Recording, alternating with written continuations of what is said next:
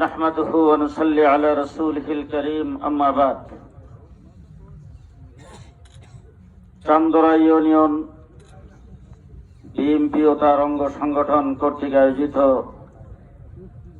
আজকের এই নির্বাচনী সমাবেশের সম্মানিত সভাপতি চান্দরা ইউনিয়ন বিএনপির সভাপতি জনাব আব্দুল হক ভাই, উপস্থিত আছেন পিটার্স বিদৌথ ব্রাহ্মণবাড়িয়াবাসীর হৃদয়ের স্পন্দন জেলা বিএনপির সম্মানিত সভাপতি, কেন্দ্রীয় বিএনপির অর্থনৈতিক বিষয়ক সম্পাদক জনাব ইঞ্জিনিয়ার খালেদ মাহমুদ শ্যামল ভাই, বক্তব্য রেখেছেন আজকের বিশেষ অতিথি জেলা বিএনপির সেক্রেটারি জনাব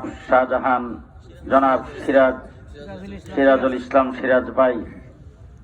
উপস্থিত আছেন জেলার সিনিয়র সহ সভাপতি সহ জেলা বিএনপির নেতৃবৃন্দ।